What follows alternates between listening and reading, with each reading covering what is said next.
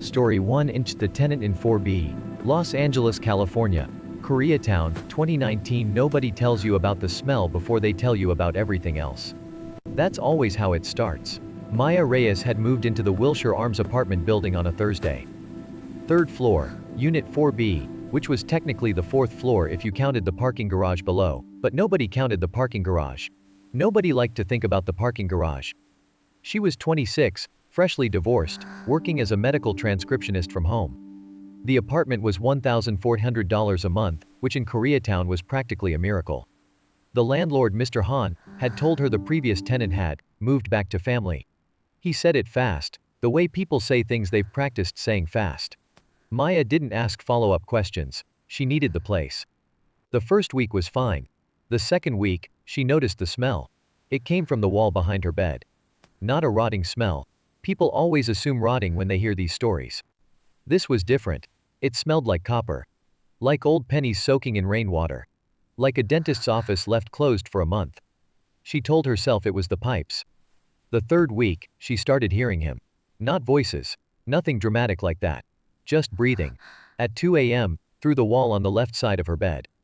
Slow, deliberate breathing. In through the nose, out through the mouth. Patient breathing. The kind of breathing a person does when they're trying very, very hard not to be heard, and failing only slightly. She pressed her ear to the wall. It stopped immediately. She called Mr. Han. He told her the unit next door, 4C, was empty. Had been empty for 3 months. She asked if she could see inside it. He paused longer than any pause should last, and told her he'd lost that key. Maya was not a person who believed in ghosts. She was a person who believed in facts, medical terminology, and rent receipts. So she did what a rational person does. She downloaded a white noise app, pushed her bed to the other wall, and convinced herself the building was just old. Old buildings breathe, she told herself. But buildings don't stop breathing when you listen. Stay back, ma'am. The fourth week, she found the photographs. There's a false She'd been panel rearranging here. the closet when a shoebox fell from the top shelf, left behind by whoever had lived there before. Oh God, Inside were photographs, Stay Polaroids, back. maybe 40 of them, There's all a false taken from panel inside an here. apartment. What? Through What's a back wall, there? seemingly. A Through a hole in a wall. Flashlight. Through a hole into her God, apartment. Sam. The photos were of the previous Stay tenant, back. a young woman, dark There's a hair, false sleeping, panel here. reading, eating What's back cereal there? at the kitchen counter, A crawl living her space. completely Flashlight. private life while someone God, documented it from 18 inches away inside the Stay wall. back. The last photograph It's in the coming stack loose. was dated 3 months ago. I see The woman in something it was not the inside. previous tenant. The woman in the last photograph was Maya. Stay It had been back, taken ma'am. 4 days after she moved in. She called the police. 2 officers came, looked at the photographs, looked at the closet wall. They found the hole, small, surgical, drilled clean, behind a false panel that had been painted over to match the original wall color perfectly. The space between 4B and 4C wasn't empty. It was a crawl space. Narrow. Maybe 2 feet wide, running the full length of both units. It had a sleeping bag in it. Protein bar wrappers. A water jug. A battery-powered lantern, still warm. Whoever had been living inside Maya's wall had been there that day. They found him 3 weeks later in a unit on the second floor of a building 4 blocks away, where he'd apparently already introduced himself to the new tenant as a maintenance worker come to check the pipes. The new tenant had let him in without a second thought. She'd even offered him coffee. Some monsters don't hide under beds. Some of them hide in the 18 inches between your bedroom wall and your neighbor's. And some of them have been there since before you arrived. Story 2. The Logging Road off Highway 16, British Columbia, Canada. The Yellowhead Highway, 2021. The last thing Daniel Marsh said to his wife before he lost cell service was, "I'll call you when I reach Smithers." He never reached Smithers. He was a 41-year-old insurance adjuster from Vancouver driving solo to assess wildfire property damage near the town of Telqua. It was October. The mountains were doing that thing they do in October in northern BC, turning every shade of amber and dying red, beautiful the way only things that are ending can be beautiful. Highway 16 is called the Highway of Tears. People who live along it know why. People who don't live there look it up and then wish they hadn't. Daniel knew the name. He'd told his wife the name meant nothing, that it was just a long rural highway like any other. He'd believed that when he said Daniel, it. slow down. At kilometer Something's in the 287, road, his just around the GPS curve. lost signal. What? At kilometer What is it? 291, in a Just stretch of trust highway me. flanked on both sides by old-growth Where Douglas are fir, you headed? so thick the afternoon light turned green, and underwater, he saw the girl. She was standing on the shoulder. Maybe 16, 17, dark jacket, no bag, no phone in her hand, no car pulled over nearby. Daniel, slow down. Just standing at the edge Something's of the tree in the line with road, her arms just at her around the sides curve. watching the road. What Daniel is it? slowed. His wife had told him Just once, trust "You me." always slow down. That's your best quality and your worst one." He rolled down his window. The girl didn't move toward the car, didn't wave, just watched him with an expression he would later describe to police as, like she was reading something written on my face. "You need a ride?" he asked. She nodded. Once. Slowly. She got in the back seat. He noticed she smelled like pine resin and creek water. Her jacket was soaked through at the shoulders.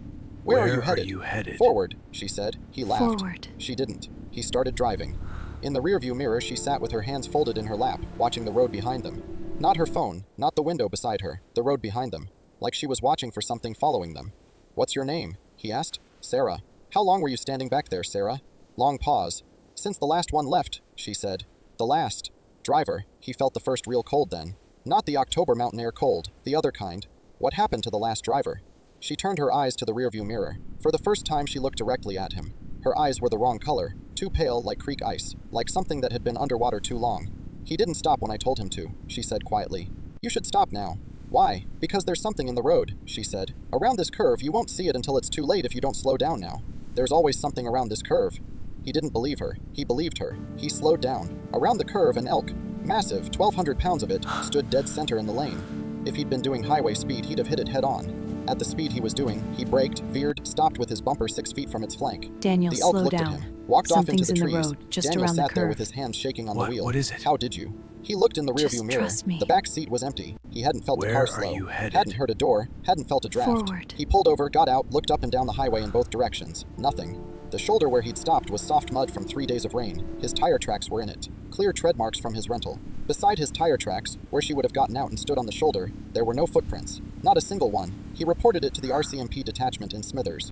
The officer he spoke to didn't look surprised. "Highway 16, the officer said, and wrote something in his notebook he didn't show Daniel. "What did she look like?" the officer asked. Daniel described her. The officer was quiet for a long time. Then, "Mr. Marsh, how long have you been driving this highway?" "First time," Daniel said. The officer nodded slowly. "First-timers always see her," he said. "We don't really have an explanation." He paused. "The ones she stops, they all make it through. That bend has had 41 accidents in 20 years. The ones she flags down are never in those 41.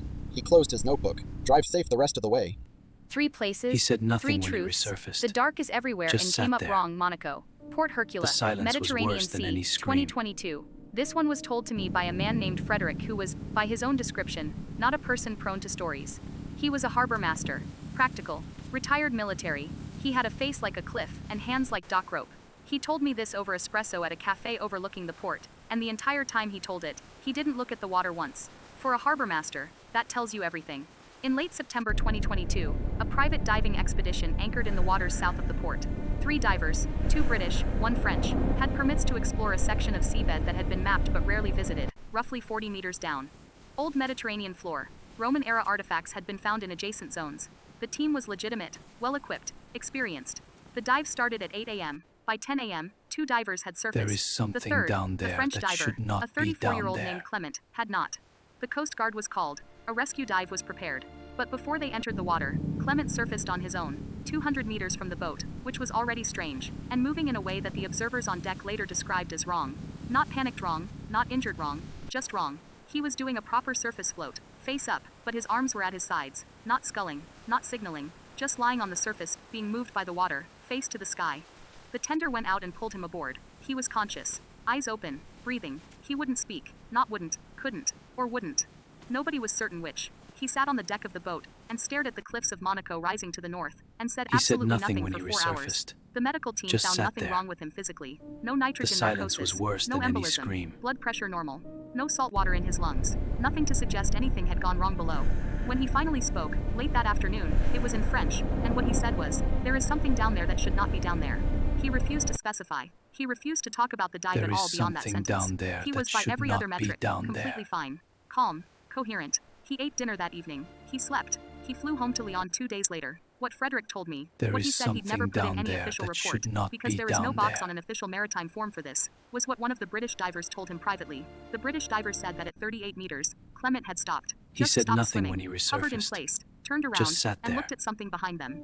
The British diver silence was turned to look worse too, than any and said scream. there was nothing there, only dark water and the ambient Mediterranean light filtering down from above. But Clement kept staring, for a long time. Then he turned back, tapped the British diver's arm twice, the signal for ascend, and started swimming up, except he went in the wrong direction. The British diver watched Clement swim down, 40 meters became 50. 50 became 60. At 60 meters the British diver's training kicked in. You don't follow someone into dangerous depth without a plan. And he began his own ascent. Clement was gone for 40 minutes. He surfaced alone 200 meters away, arms at his sides. What was he looking at? I asked Frederic. The old harbor master picked up his espresso cup. Put it down without drinking. He would only say one other thing. Frederic told me. 3 weeks later he called me. I don't know how he got my number. He said the harbor master should know. There are parts of the water that are marked on no map. And the things in those There parts is have been there long something enough that down they have there stopped that being should afraid of not us. be They are down now there. simply curious. Frederic paused. Then he hung up. Did you ever hear from him again? No. The old man finally looked at the water. Just for He a said second. nothing when he Then he looked back at resurfaced. me. I have worked Just this sat harbor there. for 22 years, he said. The That was the silence last was time I worse went than diving. any 3 scream. places, 3 truths. The dark is everywhere. It just wears a different face depending on where you're standing.